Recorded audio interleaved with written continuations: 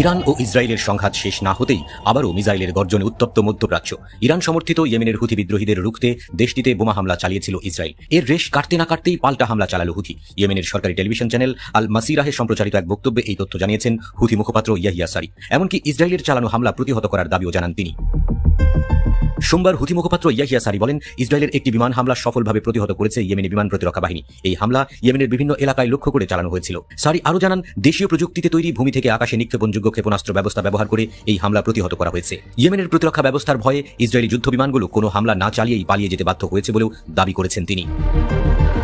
এদিকে বিমান হামলার জবাব দিতে ইসরায়েলের বেশ কয়েকটি লক্ষ্যবস্তুতে সমন্বিত ক্ষেপণাস্ত্র ও ড্রোন হামলা চালিয়েছে হুথিরা। এই অভিযানে 11টি ব্যালিস্টিক ক্ষেপণাস্ত্র ও ড্রোন ব্যবহার করা হয়েছে। হুথি মুখপাত্র সারি বলেন, ইসরায়েলের বেন গুরিয়ন বিমানবন্দরকে লক্ষ্য করে ফিলিস্তিন 2 হাইপারসনিক ক্ষেপণাস্ত্র ছোড়া হয়েছে। এছাড়া অতিরিক্ত ইসরায়েলের আসদুদ বন্দর এবং আসকালনের বিদ্যুৎ কেন্দ্রে হাইপারসনিক ক্ষেপণাস্ত্র হামলার কথা জানান তিনি। হামলাগুলো নির্ভুলভাবে ইসরায়েলে আঘাত এনেছে বলেও জানান এই হুথি মুখপাত্র। তিনি আরও জানান, ইসরায়েলের আল রাশ বন্দরকে লক্ষ্য করে 8টি ড্রোন হামলা চালানো হয়। এই সমস্ত ড্রোন ও ক্ষেপণাস্ত্র ইসরায়েলি আকাশ প্রতিরোধ ব্যবস্থা আটকাতে পারেনি বলেও জানান তিনি। ইসরায়েলের প্রতি হুঙ্কার দিয়ে হুথি মুখপাত্র সারি বলেন, দখলদারদের আগ্রাসনের মুখেও ইয়েমেনের জনগণ অবিচল থাকবে এবং কোনো আত্মসমর্পণ করবে না। ইয়েমেনের উপর যে কোনো হামলার প্রতিক্রিয়ায় আরও বড় ধরনের প্রতিশোধমূলক হামলা চালানো হবে বলেও ইসরায়েলকে সতর্ক করে দেন তিনি।